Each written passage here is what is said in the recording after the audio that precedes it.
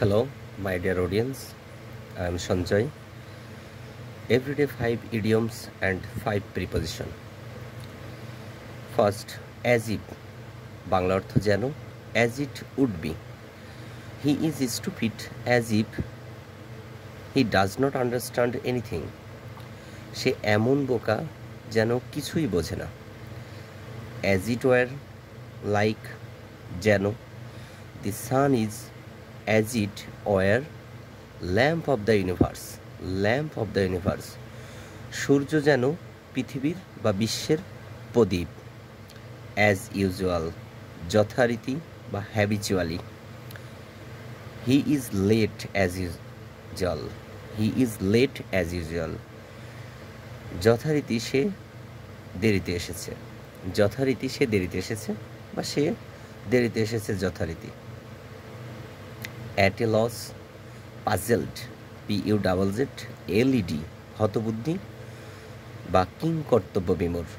এটা খুবই গুরুত্বপূর্ণ, বিভিন্ন প্রতিযোগিতামূলক পরীক্ষায় এটি বারবার এসেছে। অ্যাট এ লস মানে হতবুদ্ধি বা কিংকর্তব্য বিমূঢ়। He was at a loss and did not know what to do, অর্থাৎ সে হতাশ, মানে হতবুদ্ধি এক্ষেত্রে হতাশ ব্যবহার করা যেতে পারে, যে সে হতাশ হয়েছে এবং সে জানে না সে কি করবে।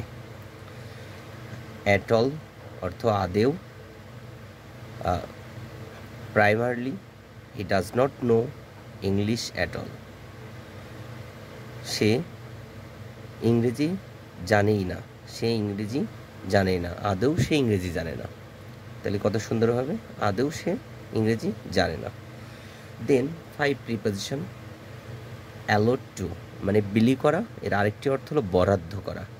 যেমন one room has been allotted to him, অর্থাৎ তার জন্য একটি রুম বরাদ্দ হয়েছে, তার জন্য একটি রুম বরাদ্দ হয়েছে মানে একটি ঘর পেয়েছে সে কোথাও থেকে, এরকম বরাদ্দ করা।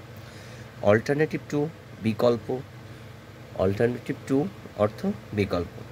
This question is alternative to that, অর্থাৎ এই প্রশ্নটি বিকল্প, এই প্রশ্নটি হয় বিকল্প।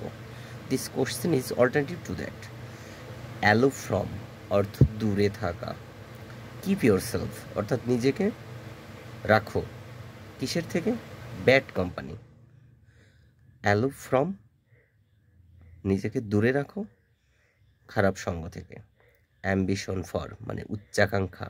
হি has no ambition for fame in life, অর্থাৎ তার খ্যাতির জন্য সে কখনো উচ্চাকাঙ্ক্ষা করে না বা খ্যাতির জন্য উচ্চাকাঙ্ক্ষা নেই। অ্যাংরি উইথ রাগ বা ক্রুদ্ধ।